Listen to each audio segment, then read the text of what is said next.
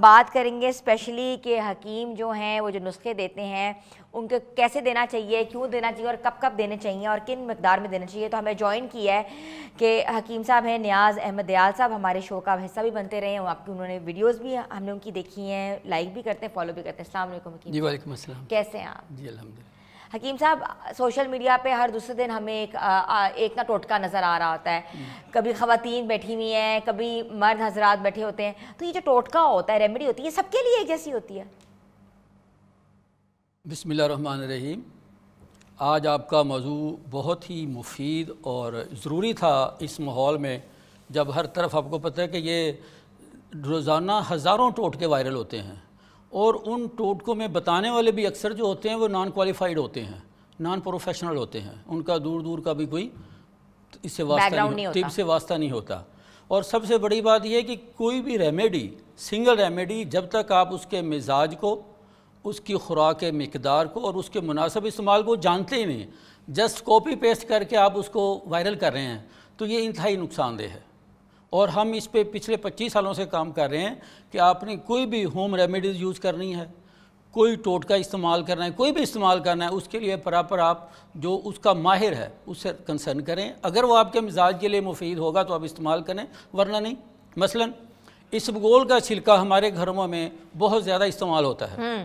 اب اس کا مزاج سرد تر ہے, اچھا ٹھنڈا مزاج ہے اس کا. اب ہمارے یہاں بھیڑ چال کیا ہے, لوگ اس کو وزن کم کرنے کے لیے بھی استعمال کرتے ہیں, حالانکہ قبض کے لیے بھی استعمال کر رہے ہیں. قبض کے لیے استعمال بھی کرتے ہیں, لیکن لوگوں کو اس کے پراپر استعمال کا پتہ نہیں. یہ ایک چھلکا اسبگول یہ کئی کاموں میں استعمال ہوتا ہے. اچھا, اگر کسی کو قبض ہے تو اس کا 1 چمچ ہم نیم گرم دودھ میں ڈال کے استعمال کریں گے تو اسے افاقہ ہوگا. اگر خدا نخواستہ آپ کا پیٹ خراب ہے, آپ کو موشن ہے, پیچس ہے, اسہال ہے, تو اسی اسبگول کے چھلکے کا 1 چمچ آپ دہی میں ڈال کے کھائیں گے, آپ کا پیٹ ٹھیک ہو جائے گا. ایسے لوگ جن کے منہ میں چھالے میں ہوتے ہیں, جن کو تیزابیت کا ایشو ہوتا ہے, اگر وہی لوگ اسی اسبگول کے چھلکے کو پانی میں ڈال کے استعمال کریں گے بطور شربت, تو یہ اس کے لیے فائدہ مند ہے. اب لوگوں کو پتہ نہیں ہے کہ لوگ ایک قبض کا مریض وہ دہی کے چھلکے میں ڈال کے چھلکے کو دہی میں ڈال کے کھا رہا ہے, کیونکہ ان کو پراپر استعمال کا نہیں پتا, انہوں نے کاپی پیسٹ کیا ہے. اسی طرح ہمارے ہاں میٹھا سوڈا, جو کہ ہماری تیزابیت کے لیے, گیس کے لیے, پیٹ کے اپارے کے لیے, اس کے بہت سے فوائد ہیں. وہ ایک کیمیکل ہے. میں نے خود یہ پڑھا اور سنا ہے لوگوں سے کہ جی 1 چمچ پانی میں ڈال کے پئیں, لو وہ 1 چمچ تو آپ کی آنتڑوں کو پھاڑ دے گا. 1 چٹکی, اچھا, اس کی جو ڈوز ہے وہ 1 چٹکی ہے, اور لوگ 1 چمچ استعمال کر رہے ہیں. اچھا, یہ جو مقدار بتاتے ہیں, آدھا چمچ یہ, 1 چمچ یہ, آدھی چٹھائی یہ سب کے لیے ایک جیسی مقدار ہوتی ہے؟ ایک تو سب کے لیے ایک جیسی نہیں ہوتی. دوسرے نمبر پہ یہ ہے کہ کمبینیشن کا بھی نہیں پتہ نا. اب بعض میں نے دیکھا ہے لوگ کلونجی, میتھی دانہ, وہ ساری گرم چیزوں کو اکٹھا کر کے دے رہے ہیں. کمبینیشن کا مطلب یہ ہوتا ہے کہ اگر کسی غذائی اجزاء میں گرمی کے اثرات زیادہ ہیں تو اس کو آپ نے تھوڑے سے اس میں ٹھنڈے ڈال کے نا, سرد والی چیزیں, تاکہ وہ مینول ہو جائے. اس کے جو نقصان دہ اثرات ہیں وہ ماڈریٹ ہو کر آپ کو نقصان نہ دیں. اچھا حکیم صاحب, ایک بہت امپورٹنٹ سوال میں آپ سے پوچھنا چاہ رہی ہوں کہ اگر ہم حکیم کے پاس جاتے ہیں یا کوئی بھی جاتا ہے, مریض جاتا ہے, تو وداؤٹ ٹیسٹ, اس کے ٹیسٹ ہوتے نہیں ہیں, تو وہ نسخے لکھوا کے لے آتے ہیں, تو ان کو حکیم صاحب کو کیسے پتہ لگے گا کہ اس کو یہ مسئلہ ہے, یا کوئی ان کے اندر کوئی طب کے اندر کوئی ایسی چیز ہے جیسے نبض سے پتہ لگ جاتا تھا یا کسی نہ کسی اور چیز سے رول آؤٹ ہو جاتا تھا, تو کیا ایسی چیزیں بھی ہیں؟ دیکھیں جی, طب کا جو مین ڈائگناسٹک ٹول ہے وہ نبض ہے, جو کہ صدیوں سے چلا رہا ہے. لیکن اصل بات یہ کہ کیا آج کل کوئی نباز حکیم ہیں؟ تو اس لیے ہم یہ سمجھتے ہیں کہ جہاں اگر مریض کی سیٹسفیکشن یہ ہے کہ وہ چاہتا ہے کہ میری چیزیں میرے سامنے آ جائیں, تو کسی بھی لیبارٹری سے ٹیسٹ کروانے میں کوئی حرج نہیں ہے, بلکہ یہ مفید چیز ہے تاکہ اس مریض کو بھی پتہ چلے کہ وہ بیماری کے کس لیول پہ ہے, اور مالج کو بھی پتہ چلے کہ میں نے اس کو کیسے سٹارٹ کرنا ہے اور کیسے اس کو ٹریٹ کرنا ہے. یہ دونوں کے لیے مفید ہے ٹیسٹ کروانا. یہ اس دور میں خاص کر جب آپ کے پاس ٹیکنالوجی ہے, سہولت ہے, تو اس سے فائدہ اٹھانا چاہیے. ٹھیک ہے. اچھا, ہم دیسی ٹوٹکوں کے اوپر بات کر رہے تھے, اس کے استعمال کرتے ہیں, تو اس طرح کے اجزاء کے ملاپ سے کتنا نقصان ہو سکتا ہے؟ کیونکہ اکثر یہ بھی دیکھا گیا ہے کہ ڈاکٹرز کے پاس جب کیسز آتے ہیں کہ وہ جگر کا علاج کرنے کے لیے گئے حکیم کے پاس, حکیم نے گردے اڑا دیا اور اینڈ میں وہ ڈائلیسس پہ چلا گیا. دیکھیں جی, ہم یہاں پہ اس موضوع کو نہیں چھیڑتے کہ کون کیا کرتا ہے. یہ تو آپ کو پتہ ہے کہ اچھے برے ہر شعبے میں لوگ ہیں. ہم ڈاکٹروں کی روز کتنی کہانیاں اس پہ دیکھتے ہیں سوشل میڈیا پہ, حکیموں کو بھی, اور بہت سارے ایسے حکیم ہیں جو حکمت تو کر رہے ہیں لیکن ان کے پاس کوئی کوالیفیکیشن نہیں ہے, کوئی ڈگری نہیں ہے, وہ کسی بندے کے ساتھ 10-15 دن بیٹھے, مہینہ بیٹھے.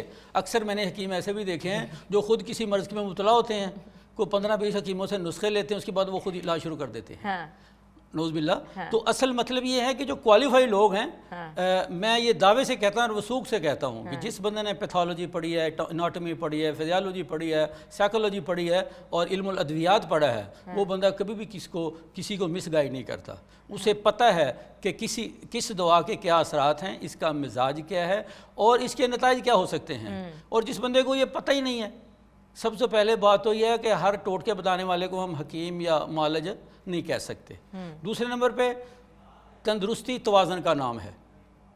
تندرستی توازن کا نام ہے. جب تک یہ توازن ہے وہ ہماری خوراک میں ہو, ہماری ادویات میں ہو یا ہماری گھریلو ترکیبات میں, اگر وہ توازن ہوگا تو تندرستی ہے, ورنہ آپ کی صحت میں بگاڑ پیدا ہو جائے گا. اچھا حکیم صاحب, آپ کے پاس جب لوگ آتے ہیں تو آپ کس طرح ان کو ڈیل کرتے ہیں؟ کیونکہ ہوتا ہے نا کہ آپ یا تو نبض دیکھتے ہیں یا آپ ٹیسٹ کرواتے ہیں, کیا کرتے ہیں آپ؟ اصل میں جی ہمارے پاس 2-3 ٹول ہیں.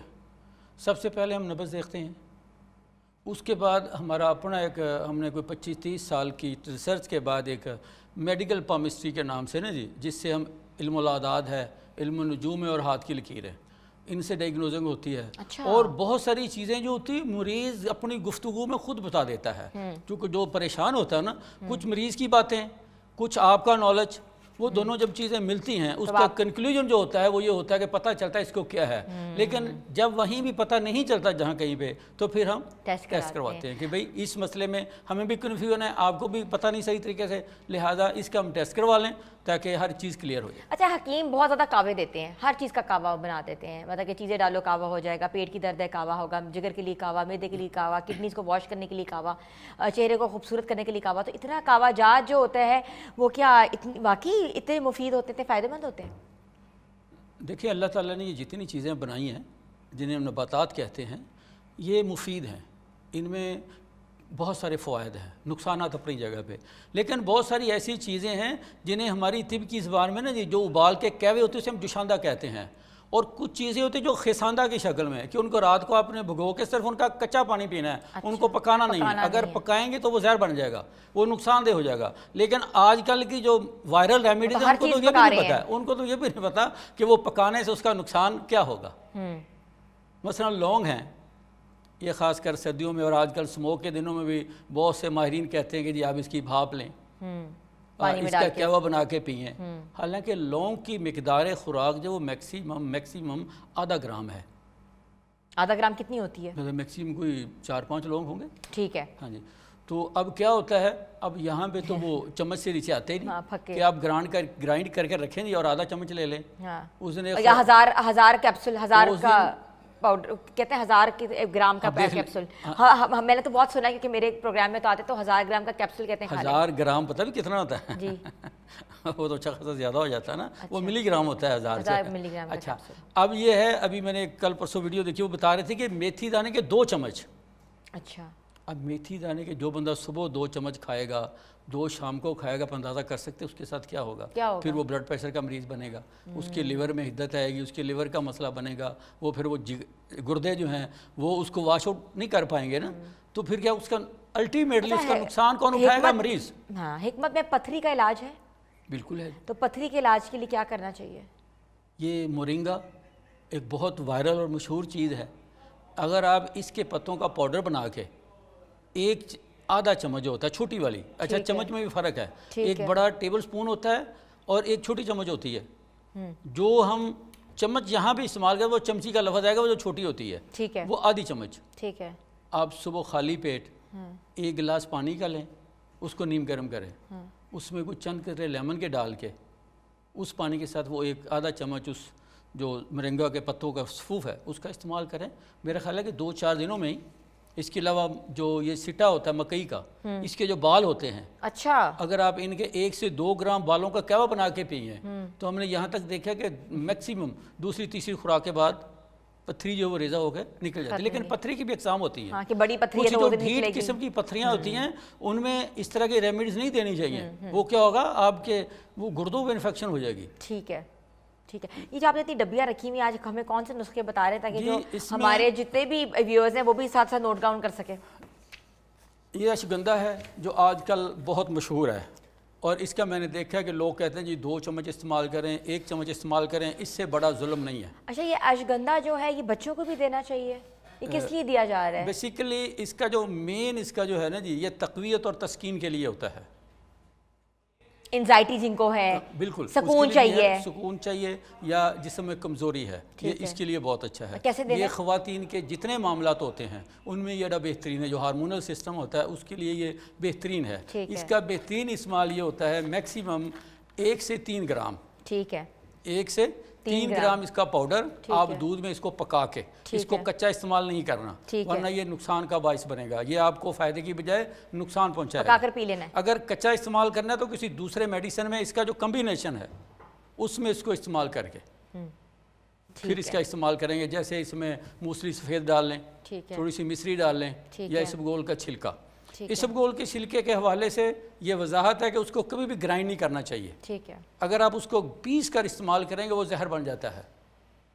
اسبگول کا چھلکا آپ نے ہمیشہ ثابت یوز کرنا ہے, کسی میڈیسن میں یوز کرنا ہے یا ویسے استعمال کرنا ہے. ٹھیک ہے. تو اس کا میکسیمم 1 سے 3 گرام دودھ میں پکا کے اگر اس میں تھوڑا سا بادام روغن ڈالیں گے تو اس میں خشکی بہت زیادہ ہوتی ہے تاکہ یہ مینول ہو جائے گا تو اس کے پھر فوائد آپ کو کئی گنا زیادہ ہوں گے. یہ اشواگندھا ہے خواتین کے لیے, ان کی ہارمونل ایشوز کے لیے. ٹھیک ہے, تمام سب کے لیے. اسی طرح یہ میٹھا سوڈا جس کا ہم بتا چکے کہ اس کی میکسیمم اگر آپ کو کوئی بھی بد ہضمی ہے, ڈائجیشن کا ایشو ہے تو 1 چٹکی آپ نے پانی میں 1 گلاس میں ملانی ہے, اس سے زیادہ یہ نقصان دے گا. ٹھیک ہے. اسی طرح یہ میتھی دانہ, یہ بھی میکسیمم 1 سے 3 گرام جو نارمل ایج کے لوگ ہوتے ہیں لیکن جو تھوڑے سے ابو 40-50 ہوتے ہیں ان کے لیے 5 گرام تک اور 24 گھنٹوں میں صرف 1 ڈوز. اچھا 1 ڈوز لینی ہے. ٹھیک ہے. 5 گرام 24 گھنٹوں میں 1 خوراک. اور اس کا طریقہ بھی یہ ہوتا ہے کہ اس کو آپ بھگو کے اس کا صرف لعاب سا ہوتا ہے نا جو کچے کا اس کا استعمال کریں. اچھا پکانا نہیں ہے. اس کو پکائیں گے تو اس کے کچھ نقصان ہوں گے, صرف کچے کا اس کو بھون لیں اور اس کا وہ صرف زلال یہ اس طرح اس میں نا لیس ہی آ جائے گی مادہ سے, اس کا استعمال کریں, یہ بہت مفید ہے. اسی طرح یہ اسبگول کے چھلکے کی بات ہو گئی. یہ ہلدی ہے, ہلدی جو کہ ہمارے ہاں ہر مسئلے کا حل ہلدی ہے. اچھا وہ تو پیلی ہوتی ہے, آپ کی تو گرین ہلدی ہے. یہ گرین آتی ہے, یہ گرین نہیں ہے. یہ جب اس کو گرائنڈ کرتے ہیں لیکن یہ دیسی ہلدی ہے. ہاں یہ نیچرل, اصل میں ہلدی یہی ہے جو بازار سے پسی پسائی لیتے ہیں اس میں آدھے سے زیادہ رنگ ہوتا ہے, اس میں پتہ نہیں کیا کیا ہوتا ہے. اصل ہلدی یہ ہے اور اس کا بھی میکسیمم 1 سے 3 گرام. 1 گرام نارمل جو ینگ لوگ ہیں, جو مڈل ایج کے لوگ ہیں ان کو 2 سے 3 اور جو بزرگ لوگ ہوتے ہیں جیسے 50-60 ان کو 3 گرام تک. لیکن اس کا ایک دھیان رکھنا ہے کہ دل کے مرض میں مبتلا کوئی آدمی بھی ہلدی استعمال نہ کرے. یہ اس کے لیے نقصان کا باعث ہے, ان کے لیے الٹا یہ مزید مسائل پیدا کرے گا. اسی طرح یہ اجوائن ہے, اس کے بارے میں ہم بہت آج کل یہ وائرل ہے کہ جی آپ اس کا یہ کریں یہ کریں. اس کا بھی طریقہ یہی ہوتا ہے کہ یہ بھی 1 سے 3 گرام. ٹھیک ہے. یہ سمجھ لیں کہ یہ اتنا خون پتلا کرتی ہے, اگر 15 دن اس کو متواتر استعمال کریں گے تو آپ کا بلڈ بہت پتلا ہو جاتا ہے. اچھا. یہ اور خدا لوگ تو پتلا کرنے کی میڈیسنز یوز کرتے ہیں, یہ اس میڈیسن سے 1000 گنا اچھی ہے. اگر آپ اس کا 10-15 دن استعمال کریں, چھوڑ دیں, 10-15 دن پھر کر لیں, ٹھیک ہے, تو یہ آپ کا بلڈ جو ہے وہ خود بخود ہی نارمل رہے گا. اور اسی طرح یہ السی, آج کل سردی کا موسم ہے, بہت سے لوگ اس کا استعمال بھی کرتے ہیں. سب سے پہلے ان کو بھون کے یوز کرنا ہے. اچھا. ان کو کچا استعمال نہیں کرنا. کچا یہ بھوننا کیسے, ایسی توے کے اوپر بھون لیں؟ آپ جیسے ہم وہ فرائی کرتے ہیں نا توے پہ ڈال کے یا کڑاہی میں ڈال کے بغیر کسی چیز کے, جب ہلکا سا اس کا رنگ بدل جائے تو اس کو رکھیں گرائنڈ کر کے. اس کا بہترین استعمال ہوتا ہے 5 سے 10 گرام. اور یہ کس چیز کے لیے استعمال ہوتا ہے؟ یہ کولیسٹرول کے لیے, یورک ایسڈ کے لیے, یہ جتنے بھی ہائی ہوتا ہے, خاص کر جسم کے اندر جو رطوبتیں ہوتی ہیں جسے ہم ٹاکسن کہتے ہیں, زہریلے مادے, فاضل مادے جو کہ جسم سے خارج ہو جانے چاہیے, یہ ان کے استعمال کے لیے بہت اچھی ہے. یہ جسم کو تقویت بھی دیتی ہے. السی کے بیج جو ہیں, یہ اس کا بہت فائدہ ہے. ان کا اچھا استعمال یہ ہے کہ ان کو آپ گرائنڈ کر کے نیم گرم پانی کے ساتھ خالی پیٹ 5 سے 10 گرام لیں, یا پھر آپ ناشتے میں دلیا یوز کرتے ہیں اس میں ڈال لیں, کسی چیز میں اس کو ڈال کے آپ یوز, ویسے تو آج کل موسم آ گیا, اس کی پنیاں بنا کے بھی استعمال کر سکتے ہیں. اچھا. ٹھیک ہے. یہ لونگ ہے جو کہ بھی ہم نے لونگ کی بات کی. اس کی بھاپ چل رہی ہے, اسموک کا موسم ہے, یہ چھاتی کے لیے بہت اچھا ہے. اسی طرح یہ مختلف جو جسم کی معدے کے مسائل ہیں.